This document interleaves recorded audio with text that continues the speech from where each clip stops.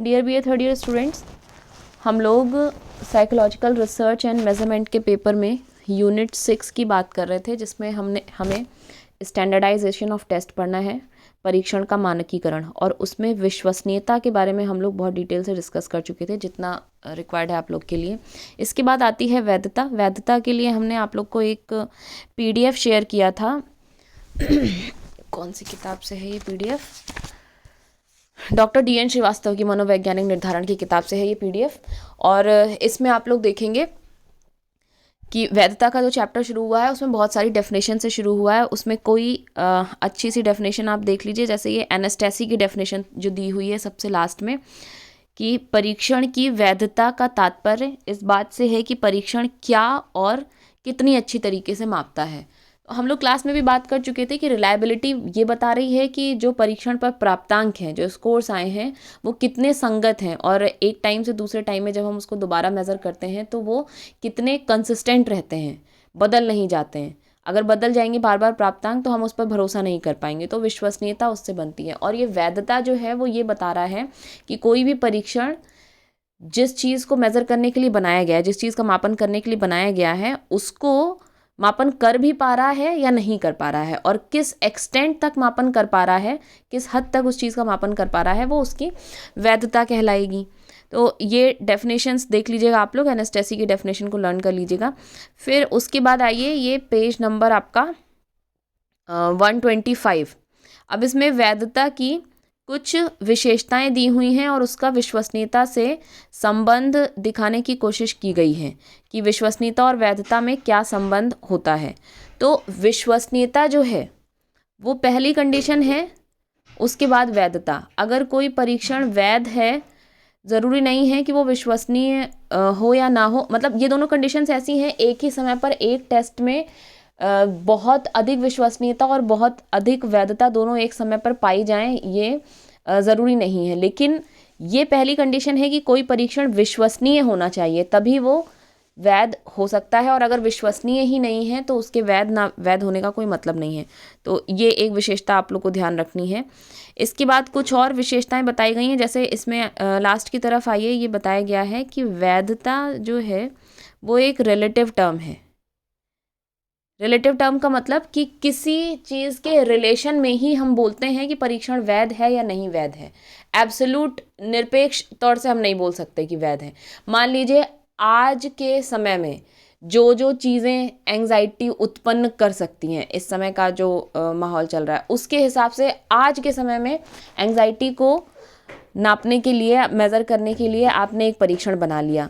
ज़रूरी नहीं है वही परीक्षण 40 साल भी बाद भी वैध हो, क्योंकि उस समय कौन कौन सी चीज़ें एंग्जाइटी पैदा करती हैं उसमें कुछ बदलाव आ जाएगा। तो वैधता जो है वो समय के हिसाब से जिस वेरिएबल को माप रहे हैं उसके संबंध में ही वैध होता है। इसी वजह से इसको हम बोलते हैं कि वैधता एक सापेक्षिक पद है। और जब सापेक्षिक है, किसी एक समय से अगले समय में चेंज हो सकता है परिस्थितियां बदलने के कारण, तो हम ये भी कह सकते हैं कि वो उसका कोई फिक्स्ड प्रॉपर्टी नहीं है। तो ये जो सापेक्षिक टर्म है और फिक्स्ड प्रॉपर्टी नहीं है, ये चीज़ दर्शा रहा है कि जिस वेरिएबल को मापन करने के लिए आपने बनाया है उसके जो डायमेंशन होते हैं वो कुछ बदल सकते हैं, क्योंकि आपका एनवायरनमेंट भी डायनामिक है। हमारा जो जिस वातावरण में हम रहते हैं वो वातावरण भी डायनामिक है, पर्यावरण भी डायनामिक है, और हमारी जो पर्सनालिटी होती है वो भी डायनामिक है। पर्सनालिटी के जो एट्रीब्यूट्स हैं वो भी गतिक होते हैं, उनमें कुछ ना कुछ बदलाव आ सकता है। तो उन बदलावों के हिसाब से हमें नए नए टेस्ट बनाते रहना पड़ता है कि वो उन बदलावों को वो टेस्ट मेज़र कर सके। तो इस वजह से ये बोला जाता है कि ये एक सापेक्षिक पद है और उसकी कोई फिक्स्ड प्रॉपर्टी नहीं है। अब आ जाइए आप लोग पेज नंबर 126 पर, जिसमें वैधता के प्रकार बताए गए हैं। हमने आप लोग को बताया कि वैधता के प्रकारों में हमें वैसे तो कई सारे प्रकार हैं, लेकिन हमें मेन जो प्रकार देखने हैं वो सिर्फ कंटेंट वैलिडिटी और क्राइटेरिया से रिलेटेड वैलिडिटी में कॉन्करेंट और प्रेडिक्टिव वैलिडिटी, इसके अलावा कंस्ट्रक्ट वैलिडिटी।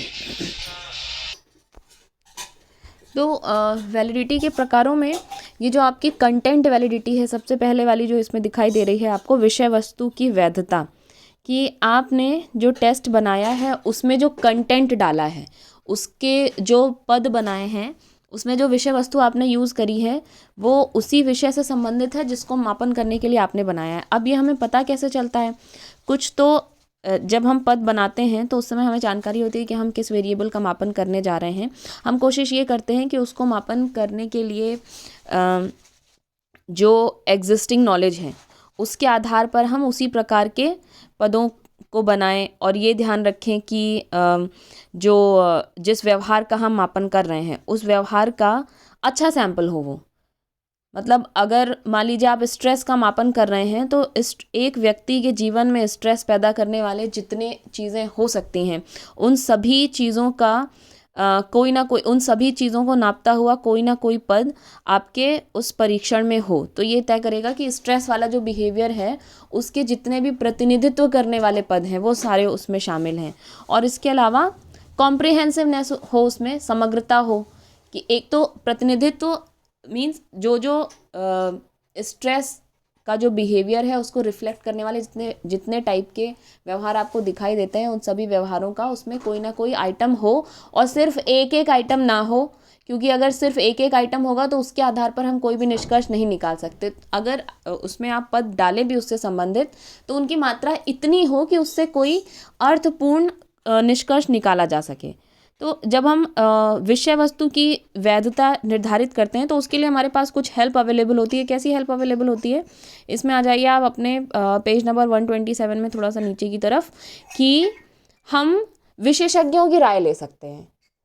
हम परीक्षण बना रहे हैं, हमसे जो सीनियर्स हैं या उसी फील्ड में जो साइकोलॉजिस्ट हैं, हम उनके पास कुछ पदों का मतलब लार्ज नंबर ऑफ आइटम्स बनाकर, लार्ज नंबर ऑफ स्टेटमेंट और कथन लिखकर, जिनको हमें लगता है कि एक पर्टिकुलर जो व्यवहार है, एक पर्टिकुलर साइकोलॉजिकल एट्रीब्यूट है, उसको नापने के लिए ये वाले पद ठीक रहेंगे, उनको जितने हमें अपने परीक्षण में रखने होते हैं उससे थोड़ी सी ज़्यादा मात्रा में पद बनाकर हम जो उस विषय के विशेषज्ञ हैं उनके पास हम भेज देते हैं। जैसे मान लीजिए अगर आपको ये जो एबनॉर्मल बिहेवियर से रिलेटेड या साइकोपैथोलॉजी से रिलेटेड व्यवहार के मापन के लिए कोई से पद बनाने हैं, कोई टेस्ट डेवलप करना है, तो आपको चाहिए कि आप एक्सपर्ट के तौर पर जो क्लिनिकल साइकोलॉजिस्ट होते हैं, नैदानिक मनोवैज्ञानिक या परामर्श मनोवैज्ञानिक जो होते हैं, काउंसलिंग साइकोलॉजिस्ट, उनको हम एक्सपर्ट मानेंगे उस फील्ड में, और उनके पास आप कुछ पद बनाकर भेज दीजिए और उनसे ये उनकी राय ले लीजिए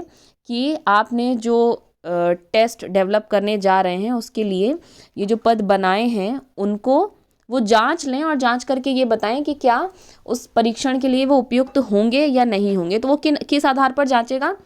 वही आधार जिन आधारों की अभी हम लोगों ने बात करी, कि शुरुआत से लेकर उनको सिस्टमैटिकली देखेंगे कि वो उस विषय वस्तु से संबंधित हैं या नहीं, उस विषय वस्तु से उस पर्टिकुलर चर जिसका मापन करने के लिए या पर्टिकुलर साइकोलॉजिकल एट्रीब्यूट जिसका मापन करने के लिए आपने वो टेस्ट डेवलप करना है, तो उससे संबंधित जितने प्रकार के व्यवहार होते हैं उन व्यवहारों का वो प्रतिनिधित्व कर रहा है कि नहीं, ये जो सेकंड पॉइंट आपका लिखा हुआ है। इसके अलावा समग्रता से मूल्यांकन हो रहा है कि नहीं। तो आप एक्सपर्ट्स के व्यू ले लीजिए और ये देखिए कि ये जो 3 क्राइटेरिया हैं विषय वस्तु जो कंटेंट वैलिडिटी को निर्धारित करते समय, इन 3 क्राइटेरिया के बीच एक्सपर्ट्स में कितनी सहमति है, और उसके आधार पर आपका जो कंटेंट वैलिडिटी है ये डिसाइड हो जाएगी। इसके अलावा अगर हम ये देखें कि क्राइटेरिया से संबंधित वैलिडिटी डिसाइड करने में, एक तो जब हमारे पास कोई एक्सटर्नल क्राइटेरिया अवेलेबल नहीं होता है तब हमारे पास 2 ऑप्शन होते हैं, या तो हम उसकी अंतर विषय कंटेंट वैलिडिटी निर्धारित कर लें, या ये जो 3rd नंबर की आपकी दी हुई है कंस्ट्रक्ट वैलिडिटी, ये थोड़ा सा जटिल टर्म है, लेकिन जब हमारे पास कोई बाह्य क्राइटेरिया, बाह्य कसौटी अवेलेबल नहीं है, उस दशा में हम कंस्ट्रक्ट वैलिडिटी पर भरोसा करेंगे या कंटेंट वैलिडिटी पे। लेकिन अगर हमारे पास बाह्य क्राइटेरिया अवेलेबल है तो हम ये 2nd नंबर वाली जो आपकी लिखी हुई है क्राइटेरिया रिलेटेड वैलिडिटी, उसको देखते हैं कि हमारे पास वैलिडिटी का निर्धारण करने के लिए कोई एक्सटर्नल क्राइटेरिया अवेलेबल है या नहीं। अब ये क्राइटेरिया कौन से प्रकार का हो सकता है? या तो उससे संबंधित कोई टेस्ट पहले से बना हुआ होगा, वो हो जाएगी आपकी समवर्ती वैधता, या हो सकता है आज हम जिस वेरिएबल का मापन कर रहे हैं या जिस व्यवहार को मापने के लिए, जिस साइकोलॉजिकल एट्रीब्यूट को मापने के लिए हमने टेस्ट बनाया है, उसका मापन सही सही हुआ है कि नहीं, उसकी वैधता के बारे में भविष्य में कोई क्राइटेरिया हो, उसके आधार पर हमें पता चले, तो वो आपका कहलाएगा प्रेडिक्टिव वैलिडिटी। आ जाइए आप लोग पेज नंबर 128 पर। इसमें देखिए ये दिया हुआ है आपका कसौटी से संबंधित वैधता। तो यहाँ पे कसौटी हम कौन सी कसौटियाँ यूज़ कर रहे हैं, एक मानक, एक क्राइटेरिया यूज़ कर रहे हैं जिससे हम कंपेयर करेंगे अपना वाला टेस्ट जो उन चीज़ों का मापन कर रहा है। अगर उससे जो हमने कसौटी निर्धारित करी है उससे हमारे टेस्ट का कोरिलेशन अच्छा आता है, उससे अगर सहसंबंध अच्छा आता है, तो हम ये मान लेंगे कि हमारा टेस्ट भी वही मेज़र कर रहा है जो बाह्य कसौटियाँ मेज़र कर रही हैं। और बाह्य कसौटियाँ वो हैं जो पहले से इस्टेब्लिश्ड फैक्ट है, तथ्य है कि वो उस पर्टिकुलर वेरिएबल जो है उसका मापन कर रही हैं, उसी चीज़ को लेकर वो परीक्षण बनाया गया। जैसे आप अचीवमेंट टेस्ट बनाते हैं या पर्सनैलिटी से के किसी डायमेंशन से रिलेटेड टेस्ट बनाते हैं, या कोई पैथोलॉजिकल व्यवहार है, साइकोपैथोलॉजी से रिलेटेड व्यवहार है, उससे रिलेटेड टेस्ट बनाते हैं, उसका कोई पहले से एग्जिस्टिंग टेस्ट अवेलेबल है, तो वो आपका समवर्ती वैधता में आ गया। उस टेस्ट के साथ में, उस टेस्ट के स्कोर और आपके टेस्ट के स्कोर के साथ में जो दोनों का आपस में सहसंबंध है, तो ये समवर्ती वैधता में आप लोग देखिए लिखा हुआ है कि वह वैधता जिसमें नवनिर्मित परीक्षण के प्राप्तांकों और किसी अन्य वैध परीक्षण के प्राप्तांकों के मध्य सहसंबंध की गणना करके ज्ञात किया जाता है। इसकी डेफिनेशन भी ये दे रहे हैं, वो डेफिनेशन आप लोग देख लेंगे, ठीक है। तो ये उदाहरण है, उस उदाहरण को आप लोग देख लीजिएगा। ये जो कॉन्करेंट वैलिडिटी है ये बेसिकली हम लोग सहसंबंध के आधार पर निकालते हैं। अच्छा, अब ये सहसंबंध जो है, हमने एक तो ये देख लिया कि कोई सा वेरिएबल ऐसा है, कोई सा परीक्षण ऐसा है जिसका मापन करने के लिए हम परीक्षण बनाना चाह रहे हैं, उसी के जैसे किसी गुण का मापन कर रहा है वो, तो उसी के जैसे किसी गुण का मापन कर रहा है अगर, तो उन जो हम क्राइटेरिया बाय कसौटी ले रहे हैं उसके बीच में और हम जिस परीक्षण का निर्माण करना चाह रहे हैं उसके प्राप्तांकों के बीच में धनात्मक सहसंबंध होना चाहिए। लेकिन कई बार ऐसा होता है कि हम विभेदन विधि भी यूज़ करते हैं, डिस्क्रिमिनेशन मेथड। अब डिस्क्रिमिनेशन मेथड में होता क्या है कि हम जो क्राइटेरिया ले रहे हैं उसमें हमें ये ज्ञात होता है कि हम जिस भी चीज़ का, जिस गुण का मापन कर रहे हैं उसका विपरीत गुण है वो। जैसे मान लीजिए कि अगर किसी हम लोग इसमें आपके एग्जाम्पल दिया हुआ है, जैसे समायोजन है और चिंता, तो किसी व्यक्ति में अगर चिंता अधिक पाई जाती है, एंग्जाइटी अधिक मात्रा में पाई जाती है, तो उसमें ये इनके बीच में एक इस्टेब्लिश्ड रिलेशन है कि उसमें समायोजन अच्छा नहीं होगा, उसका एडजस्टमेंट अपनी सोशल सिचुएशंस के साथ में अच्छा नहीं होगा। तो अगर हम कॉन्करेंट वैलिडिटी निकाल रहे हैं और उसमें भी हम ये विभेदन विधि यूज़ कर रहे हैं, डिस्क्रिमिनेशन मेथड, तो इसमें हम क्राइटेरिया जो लेते हैं वो वैसा क्राइटेरिया लेते हैं जो जिस गुण का हम मापन कर रहे हैं उसका, उससे किसी गुण का अगर नकारात्मक सहसंबंध है उसको हम ले लेते हैं। तो उसके पीछे लॉजिक क्या है कि हमारे परीक्षण पर अगर उसका प्राप्तांक उच्च आएगा तो जो हमने क्राइटेरिया लिया है, अगर हम डिस्क्रिमिनेशन मेथड से निकाल रहे हैं वैलिडिटी, तो उस क्राइटेरिया पर उसका स्कोर एकदम से लो आएगा। तो दोनों के मध्य में सहसंबंध तो पाया जाएगा लेकिन नेगेटिव सहसंबंध पाया जाएगा। एंग्जाइटी टेस्ट आपने डेवलप किया है, उस पर अगर स्कोर उच्च आ रहा है तो जो आप वैधता निर्धारित करने के लिए अगर आपने समायोजन परीक्षण लिया है तो उन दोनों के मध्य में जो कोरिलेशन आना चाहिए वो नेगेटिव आना चाहिए, कि अगर चिंता बढ़ रही है तो समायोजन कम अच्छा हो रहा है। तो अगर हम समायोजन का जो क्राइटेरिया लिया है उसके आधार पर अपने परीक्षण की वैधता निर्धारित करना चाहते हैं तो उस पर स्कोर उसका लो आए, तभी दोनों के बीच में जो सहसंबंध होगा वो नकारात्मक सहसंबंध होगा। तो कॉन्करेंट वैलिडिटी निकालने का एक मेथड आपका ये भी है कि आप डिस्क्रिमिनेशन मेथड ले लें। इसके बाद आ जाइए आप पेज नंबर 129 पर, जिस पे दिया हुआ है पूर्व कथन वैधता या भविष्यवाणी वैधता, प्रेडिक्टिव वैलिडिटी। इसके बारे में हम लोग डिस्कस कर चुके हैं। इसमें लिखा भी है कि वह वैधता जिसमें निर्मित परीक्षण को उस कसौटी के साथ संबंधित किया जाता है जो कुछ समय बाद उपलब्ध होता है या भविष्य में उपलब्ध होता है, और जिससे जो आपका परीक्षार्थी है उसके निष्पादन के संबंध में भविष्यवाणी की जा सकती है। ये मोस्टली अचीवमेंट टेस्ट जब हम बनाते हैं, उपलब्धि परीक्षण, उसके लिए इनको यूज़ करते हैं। जैसे आपके इसमें उदाहरण में भी आप देख लीजिए, गणित कोई परीक्षण करता, कक्षा 7 के लिए गणित का कोई उपलब्धि परीक्षण तैयार करता है, तो पूर्व कथन वैधता ज्ञात करना चाहता है, तो अपना परीक्षण वो पहले 7वें विद्यार्थियों को परीक्षण जो बनाया है उसको एडमिनिस्टर कर दे, उस परीक्षण पर प्राप्तांक प्राप्त हो जाएंगे। अब वो जो प्राप्तांक प्राप्त हुए हैं, जो ये बता रहे हैं कि गणित विषय में बच्चों की उपलब्धि अच्छी है या बुरी है, ये हमने सही मापन किया है या नहीं, इसका पता हमें कब लग पाएगा? जब उन बच्चों का एनुअल एग्ज़ाम होगा और उस एग्ज़ाम में उन बच्चों के गणित में जो मार्क्स आएंगे, अगर जिन बच्चों का आपने जो परीक्षण बनाया है उस पर भी मार्क्स अच्छे आए थे, उच्च प्राप्तांक उनको मिले थे, और जो एनुअल एग्ज़ाम हुआ उसमें भी गणित में अच्छे मार्क्स आए, तब तो हम ये बोल सकते हैं कि हमारा परीक्षण वैध था। लेकिन अगर किसी के प्राप्तांक जिस समय आपने परीक्षण बनाया है, वो परीक्षण कराया, उसमें लो आए थे और बाद में उच्च आ गए, तो इसका मतलब कि हमारा परीक्षण वैध नहीं है। ये किसी एक केस के आधार पर डिसाइड नहीं होता है, हम बहुत सारे बच्चों का स्कोर लेते हैं और उनके बीच में सहसंबंध देखते हैं। तो प्रेडिक्टिव वैलिडिटी वो जिसमें हमको कसौटी आज की डेट में प्राप्त ना होकर भविष्य के किसी डेट में प्राप्त हो, वो हो गई आपकी प्रेडिक्टिव वैलिडिटी। अब आ जाइए आप, ये जो रचनात्मक वैलिडिटी का कॉन्सेप्ट है, पेज नंबर 130 और पेज नंबर 129 पर भी इसको आप देख लीजिए। इसको ट्रेट वैलिडिटी भी कहते हैं और फैक्टोरियल वैलिडिटी भी कहते हैं। फैक्टोरियल वैलिडिटी क्यों कहते हैं? क्योंकि फैक्टर एनालिसिस, कारक विश्लेषण एक जटिल प्रक्रिया होती है जिसके आधार पर हम ये निकालते हैं कि कोई भी गुण है, कोई भी मनोवैज्ञानिक एट्रीब्यूट है, वो किन किन विमाओं से मिलकर बना है।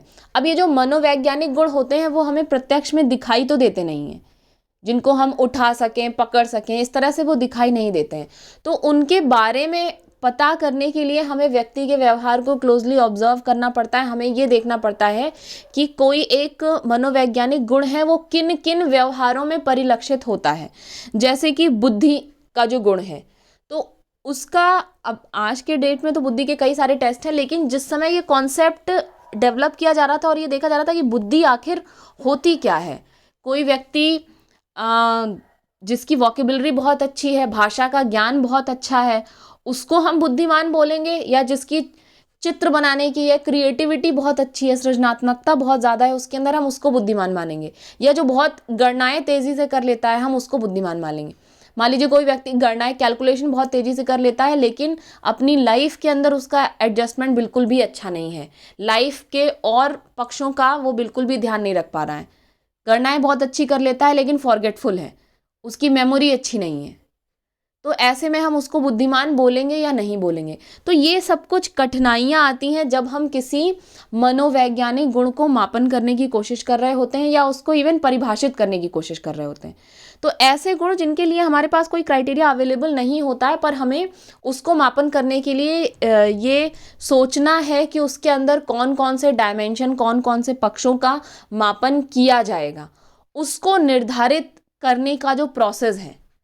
चूँकि वैलिडिटी का कॉन्सेप्ट अगर हम देखें, वैधता का कॉन्सेप्ट, तो परिभाषा के आधार पर वो क्या बता रहा है कि कोई परीक्षण जिस चीज़ को का मापन करने के लिए बनाया गया है वो उस चीज़ का मापन कर रहा है अथवा नहीं, और अगर कर भी रहा है तो किस हद तक अच्छी तरीके से मापन कर रहा है। तो यहाँ पर हमें ये देखना है कि वो जो पर्टिकुलर चीज़ है जिसका हम मापन करने चाह रहे हैं उसमें आएंगी कौन कौन सी चीज़ें। जब हमें वो पहले से पता नहीं है, कोई उसका एक्सटर्नल क्राइटेरिया भी अवेलेबल नहीं है, तो वैसी स्थिति में हमको जो कंस्ट्रक्ट वैलिडिटी है वो निर्धारित करनी पड़ती है। और ये मोस्टली जो जटिल कॉन्सेप्ट्स होते हैं, जटिल गुण होते हैं, जैसे बुद्धि का हो गया या व्यक्तित्व का हो गया। व्यक्तित्व में अभी आप 4 व्यक्तियों से पूछेंगे तो वो 4 अलग अलग डेफिनेशन बता देंगे, इवन साइकोलॉजिस्ट से पूछेंगे तो उनकी भी अपनी कुछ कुछ अलग अलग डेफिनेशन होंगी। एक ऑलपोर्ट की डेफिनेशन है, उसमें काफ़ी सारी चीज़ों को कवर किया हुआ है, लेकिन फिर भी व्यक्तित्व किन किन विमाओं से मिलकर बना हुआ है, इस पर सारे मनोवैज्ञानिक आपको एक मत नहीं मिलेंगे। अभी एक जो रिसेंट थ्योरी आई है, big 5 factor model of personality, व्यक्तित्व की, उसको आप लोग थोड़ा सा सर्च करके देखेंगे तो उसमें ये जो कारक विश्लेषण वैधता के बारे में बात की जा रही है। वो जो बिग 5 फैक्टर निकाले गए हैं पर्सनैलिटी के, कि 5 डायमेंशन के आधार पर हम किसी भी व्यक्ति के व्यक्तित्व को डिफाइन कर सकते हैं और पता कर सकते हैं कि वो व्यक्ति का व्यक्तित्व किस तरीके का होगा। वो जितने सारे व्यक्तित्व के सिद्धांत हैं, उन सारे व्यक्तित्व के सिद्धांतों का कारक विश्लेषण करके उसके बाद वो 5 कारक निकाले गए हैं कि इनमें हम किसी व्यक्ति के व्यक्तित्व को समराइज कर सकते हैं। तो ये जो कारक विश्लेषण है, ये एक स्टैटिस्टिकल टेक्निक होती है जिसके आधार पर किसी एक मनोवैज्ञानिक एट्रीब्यूट किन किन चीज़ों से मिलकर बना हुआ है, उसके हमें जो बेसिक फैक्टर्स हैं वो सारे हमें पता चल जाते हैं।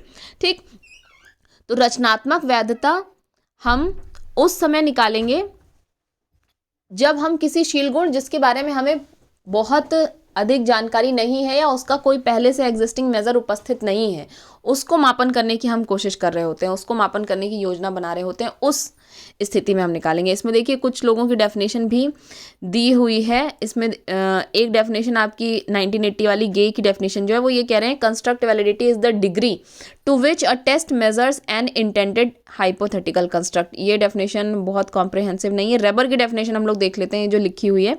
इसमें लिखा हुआ है कि construct validity refers to a set of procedures for evaluating the validity of testing instrument based on the determination of the degree to which the items capture the hypothetical quality और ट्रेट। तो ये घूम फिर कर उन्हीं चीज़ों की बात कर रहे हैं जिनको हम लोगों ने डिस्कस कर लिया। हिंदी में देख लेते हैं। ये बोल रहे हैं रचनात्मक वैधता का अर्थ उन कार्य प्रणालियों से है जिसके द्वारा किसी परीक्षण की वैधता का मूल्यांकन इस आधार पर करते हैं कि परीक्षण पद किस मात्रा में उस परिकल्पित, अब ये देखिएगा यहाँ पर परिकल्पित की टर्म है कि वो कॉन्क्रीट में उपस्थित नहीं है हमारे सामने, वो परिकल्पित है। हम जो एग्जिस्टिंग सिद्धांत हैं उस चीज़ को लेकर, उस एट्रीब्यूट को लेकर, उसके आधार पर उस परिकल्पित गुण या शील गुण को मापते हैं जिसके मापन की योजना बनी थी।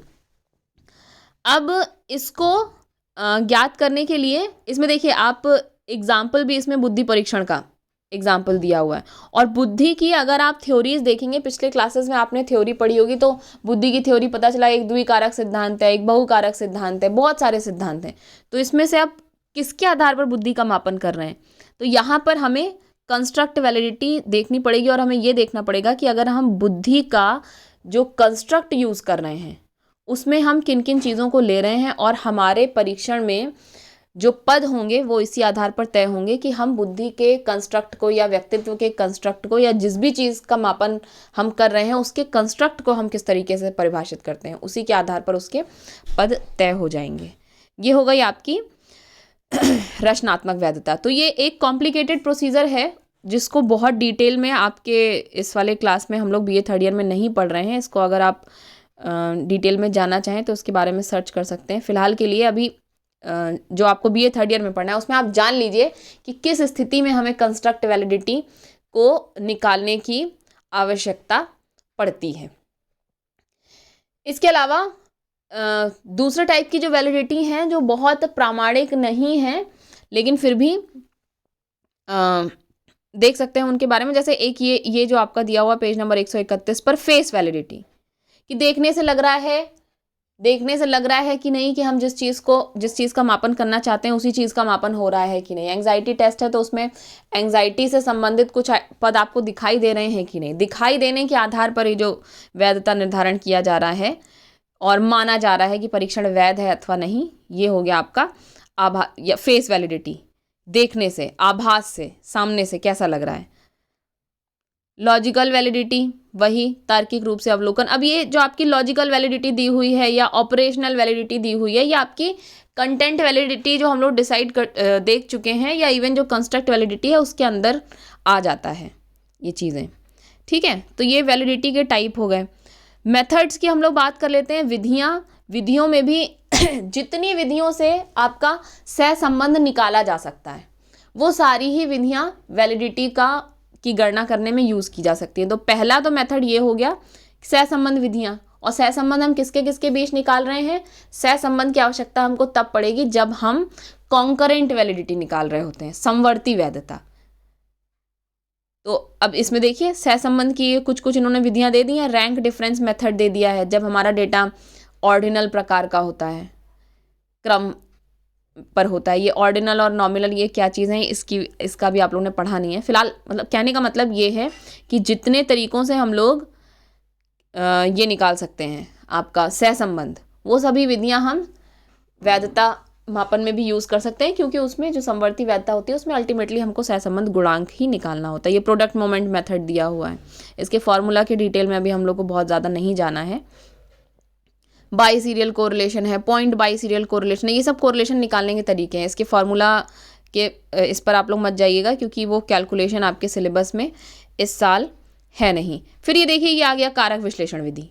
कारक विश्लेषण विधि के बारे में लिखा हुआ है कि मनोवैज्ञानिक परीक्षणों की वैधता गणना के लिए कारक विश्लेषण विधि एक उच्च सांख्यिकीय विधि है और इसमें कॉम्प्लिकेटेड कैलकुलेशंस होते हैं, और इस विधि के द्वारा एक परीक्षण के उपभागों और विभिन्न पदों में समानता और भिन्नता के अध्ययन के लिए कारक विश्लेषण किया जाता है। और कारक विश्लेषण विधि से कौन सा टेस्ट बनाया गया है उसका एक उदाहरण भी दिया हुआ है। 16 PF क्वेश्चनायर, कैटल का जो 16 PF क्वेश्चनायर है, ये आपकी जो पर्सनालिटी वाली यूनिट है, यूनिट 9 में, उसमें भी 16 PF के परिचय आप पढ़ेंगे तो थोड़ा सा डिटेल में उसको आपको पता चलेगा। इसके अलावा कारक विश्लेषण की और भी विधियां होती हैं, तो इसके सिर्फ आप अभी नाम जान सकते हैं, उन विधियों के अंदर क्या है उसका डिटेल अभी इस कक्षा में आप लोग को नहीं पढ़ना है। तो फिलहाल जानकारी आपको होनी चाहिए कि ये स्टैटिस्टिकल मेथड है, हायर ऑर्डर का स्टैटिस्टिकल मेथड है। और इसमें हम क्या करते हैं, इसमें पता है कारक विश्लेषण जब हम करते हैं तो हमें बहुत सारे कोरिलेशन आपस में, वो जो टेस्ट है उस टेस्ट के जितने भी आपने कथन बनाए हैं उन सब के आपस में कोरिलेशन निकाल कर, जिन पदों के मध्य में ज़्यादा कोरिलेशन आ रहा है उनके जगह पर उन अलग अलग पदों को हटाकर एक फैक्टर को हम रख दें कि ये इस फैक्टर को मेज़र कर रहा है। जो सारे पद एक साथ ग्रुप बनाते हैं वो उसमें ये सबूत माना जाता है कि अगर बहुत सारे पदों का आपस में कोरिलेशन बहुत अच्छा है, इसका मतलब ये उस पर्टिकुलर गुण को नापने के लिए एक समूह है, एक डायमेंशन इसका अलग बनाया जा सकता है।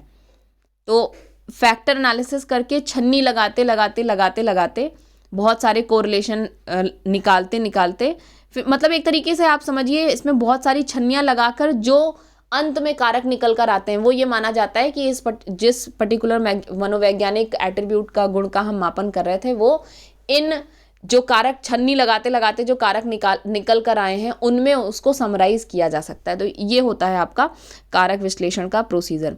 इसके अलावा ये एक्सपर्ट रिव्यू और ऑब्जर्वेशन मेथड, ये हम लोग जब हम लोगों ने उसके प्रकार डिस्कस किए हैं उन प्रकारों में वो आ चुका है। निरीक्षण विधि, जिसमें जब हम लोग कंटेंट वैलिडिटी निर्धारित कर रहे थे, तो जब हम आइटम बना रहे थे उस समय हम जिस भी व्यवहार के मापन करने के लिए पद बना रहे हैं, हम पहले उस व्यवहार का निरीक्षण करेंगे कि वो जिस गुण का मापन हम करना चाह रहे हैं वो कौन से व्यवहारों में परिलक्षित होता है, और हमने जो कथन बनाए हैं उसका मापन करने के लिए वो उसी व्यवहार को दर्शा रहे हैं या नहीं दर्शा रहे हैं। तो इसके लिए हमें हमारे आसपास जो व्यक्ति व्यवहार प्रदर्शित करते हैं या क्लिनिकल सेटिंग में हमने किसी प्रकार के व्यवहार को घटित होते हुए देखा है, उसका क्लोजली निरीक्षण करना पड़ता है उसके आधार पर।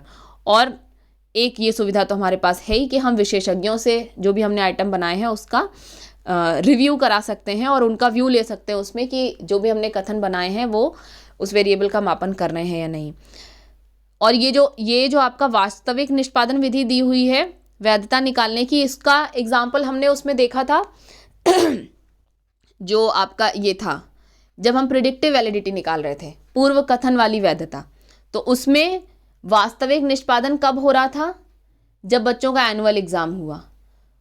या एक और एग्जाम्पल हमने क्लास में डिस्कस किया था कि जो पर्सनैलिटी टेस्ट होता है आपका, जब ऑफिसर्स की भर्ती होती है सेना में, तीनों सेनाओं में SSB टेस्ट होता है एक, तो उसमें जब भर्ती होने के लिए जाते हैं तो उसमें पर्सनैलिटी, व्यक्तित्व का मापन होता है।